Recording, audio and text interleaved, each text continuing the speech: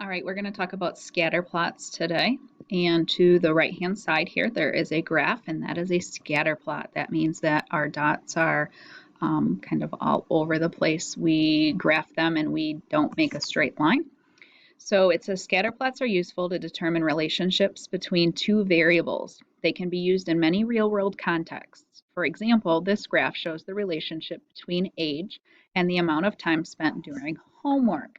So as you can look, as the person gets older at the bottom, as time goes on, these dots are getting higher and higher up the graph, and going up represents the time they spend doing homework. So as you get older, you're getting more homework. So it says, how would you describe the relationship between these two variables, and what other situations in your everyday life has this same relationship? So I just kind of got done talking about that. The relationship is that as you get older, you spend more time doing homework.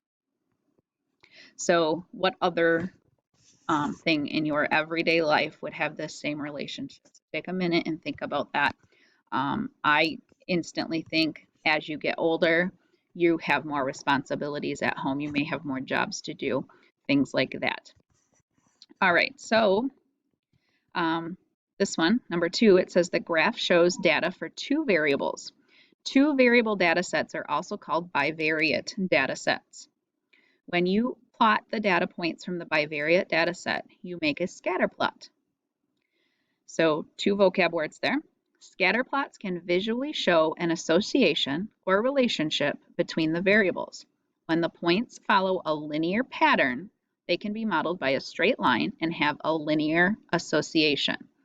So in other words, you can kind of see here that these dots, even though they're not an exact straight line, are pretty close together, and they form almost a line and going up. So this one has a linear association. So how does the scatter plot show that age and time spent talking on the phone have a linear association? So I just kind of said that.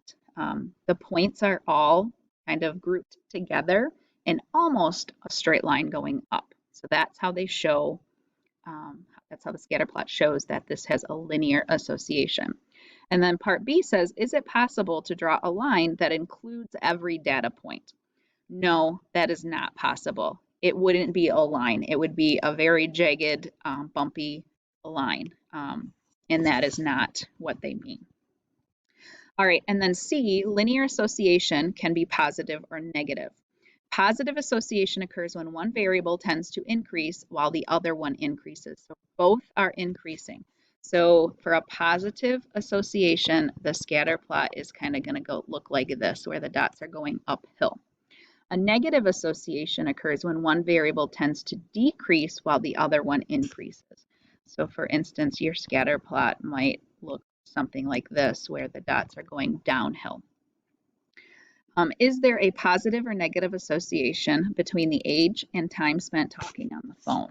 So if we go back here, yes, there's a positive association because it's going uphill.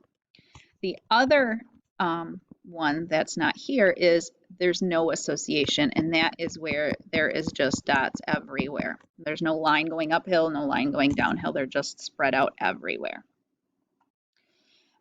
And reflect, number 3, what do you think a scatter plot that does not have a linear association might look like? I just drew that for you.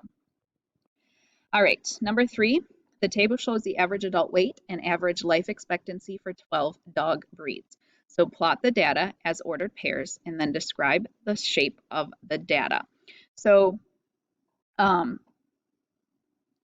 we have the weight and the life expectancy, and that kind of blurred out. So the first one is weight, and then this is life expectancy. So I am going to plot this. It gives me this graph here. I am going to put the weight as the X and the life expectancy as the Y-axis. And I'm going to pause the video right now so you don't have to watch me graph all of this.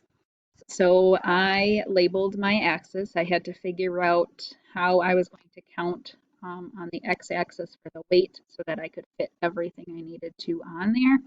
And the same thing for the life expectancy. So the first dog is 115 pounds and its life expectancy is 6.5. So I have to go here and find 115 and 6.5. So that would be roughly right in there. And then we have 125 and 7. It's going to be about there. And then we have 90 and 8.9. About there. 57 and a half and 10.3. There. 62 and a half and 12.3. 62 and a half and 12.3. 45 and 12. 70 and 11. 4.9 and 12.4. 25 and 12.7.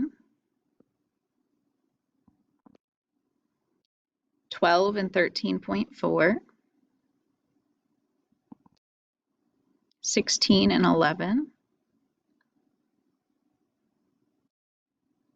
And 5 and 14.7.